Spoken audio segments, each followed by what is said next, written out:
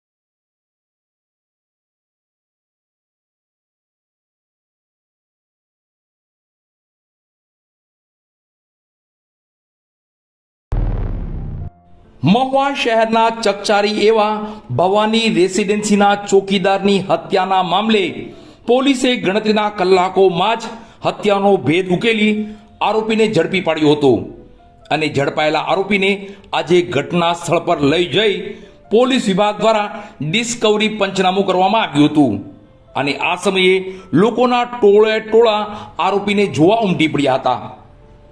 આ બાબતે police station મહુવાથી મળતી વિગતો મુજબ 2 દિવસ પહેલા મોડી રાત્રિના ભવાની રેસિડેન્સીમાં ચોકીદાર એવા રાજેન્દ્રભાઈ રમણીકલાલ ઝઘડા ઉંમર વર્ષ 68ની હત્યાનો બનાવ સામે આવ્યો હતો અને આ બાબતે પોલીસે ગુનો નોંધી ગણતરીના કલાકોમાં જ હ્યુમન સોર્સિસ, સીસીટીવી ફૂટેજ અને અલગ અલગ ટીમો બનાવી આરોપીને ઝડપી લીધો હતો। પણ આ ચકચારી હત્યાના બનાવને લઈ ભરચક અને ચહલપહલ વાળી ભવાની રેસિડેન્સી અને મહુવા શહેર તેમજ પંથકમાં ચકચાર મચી જવા પામી હતી। જો કે આ ઘટનાની ગંભીરતા સમજી પોલીસ વિભાગ મહુવાએ પણ હત્યારા એવા ગૌરાંગ ઉર્ફે લાલજી ભીલને ઝડપી આ હત્યાનો ભેદ ગણતરીના કલાકોમાં જ ઉકેલી નાખ્યો હતો। ત્યારે આજે સવારે 10:30 કલાકે ઝડપાયેલા આરોપી ગૌરાંગ ઉર્ફે લાલજી ભીલને સાથે રાખી ભવાની રેસિડેન્સી ખાતે લઈ જઈ પોલીસ વિભાગ મહુવા દ્વારા ડિસ્કવરી પંચનામું કરવામાં આવ્યું હતું।